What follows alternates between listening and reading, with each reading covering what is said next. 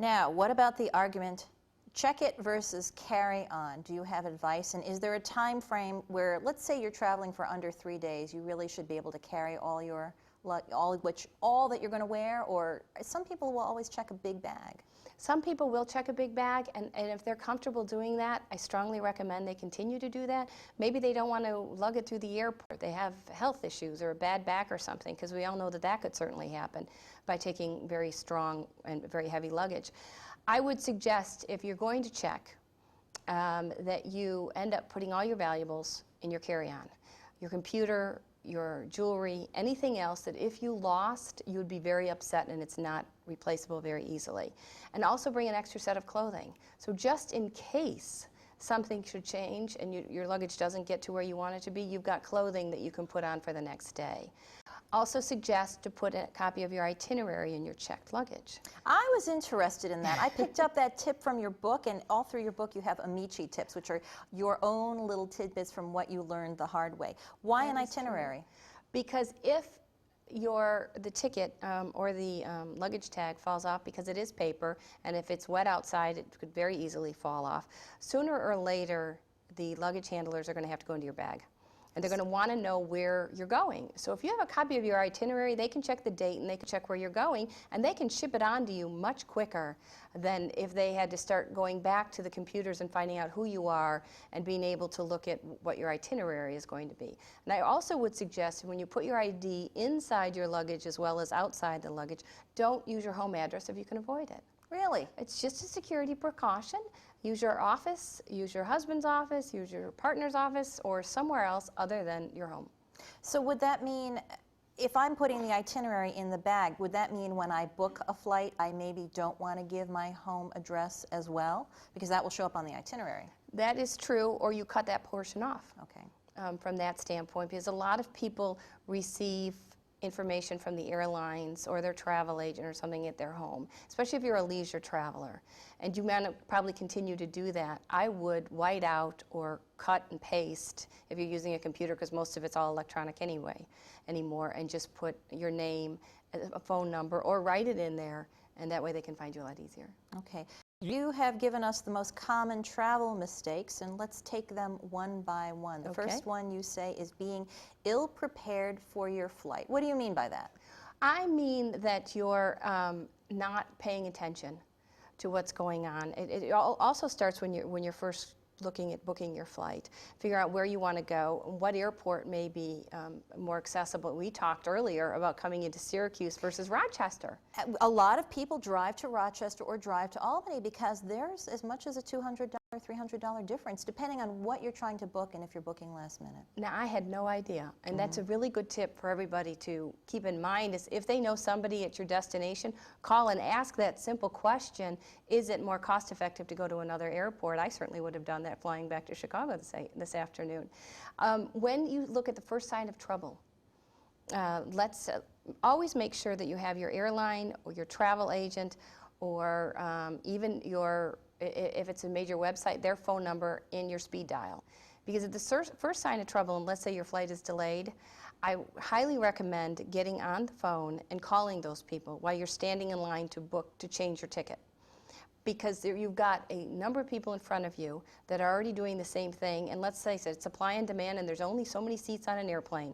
And the sooner you can get to somebody that can help you rearrange your flight, the quicker you're going to be able to say you're taken care of, and then you can also just move on. So what you're saying is, if you're carrying a cell phone and you put it into speed dial before you even get into your car to drive to the airport, what you're saying is you could stand online, there could be 15, 20 people in front of you, you on your cell phone could already book the next flight. Correct. Without having to stand there and wait for the gate agent? Yes. Really? I would not have thought of that. It's because if you think about it, it's a queue. It's no different than flight delays. And you have that long line of airplanes that have to fly out in front of you. So you've got 15 people in front of you that are all trying to get on that next plane to Rochester, and you can't get there because there's only so many seats. So 9 times out of 10, if you're waiting at the end of that line, by the time you get up to the front and you haven't taken care of it already, you've got that seat's already gone.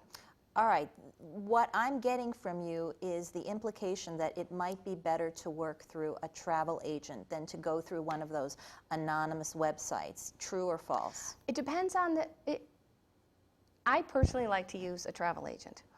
I know people that like to go to the websites. I am a high maintenance traveler, at the least, and my travel agent will start anticipating problems. For instance, today it's raining. I know my travel agent's already looking for plan B for me. So all I have to do is pick her up. It's all a matter of how much time you have. If you belong to an airline frequent flyer program, which I strongly recommend you do, regardless of if you travel once a year or on the flight 52 weeks out of the, you can call them, because when you're involved in that program, they're going to take care of you a little bit better. You can call the 800 number for the websites. However, you're also going to get into a list, into a long line of other people waiting, and you're going to have to wait your turn, and that coveted seat you want may be gone. So it really depends on who you are and how comfortable you are, and you have to decide that for yourself. It's a personal opinion.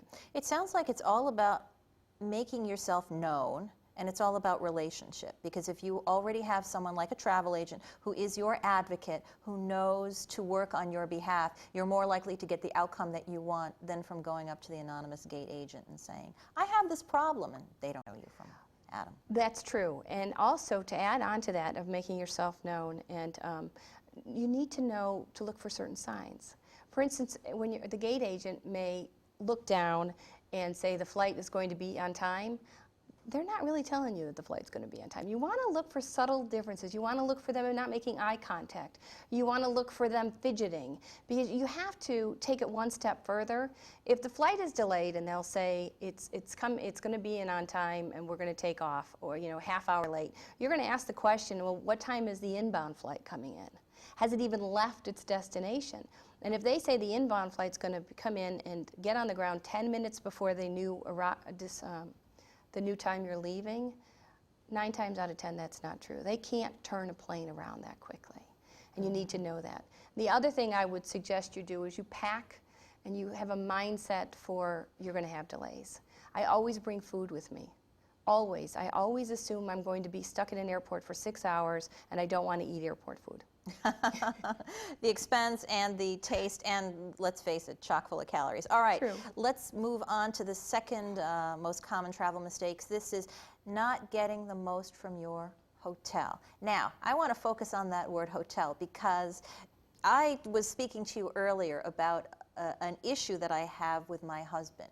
I have been well aware as a woman traveling that it's more comfortable to stay in a place where there is someone at the front desk who sees who comes in and out of the front door. And then that's a secure door, sometimes after a certain hour, but you know that you have that level of protection. My husband was helping me to book a relative who was flying into town. He said, put her up at X Motel. It's great. The rooms are nice and newly renovated. They're clean, they're cheap, and it's a great place. Now, it was the same price as a hotel that I had found, and I said to him, I'd rather her stay in the hotel, because I'd like her to open a door onto a hallway and then an elevator. There are other people around and there's someone at the front desk. Am I being paranoid as a woman? I don't think you're being paranoid as a woman, especially when it comes to hotel safety. If you look at the statistics, over 50% of women that travel by themselves, that's a #1 concern they have, and that's safety. And I think that, I believe, because I've experienced it, looking in a hotel, let's face it, a hotel is your home away from home.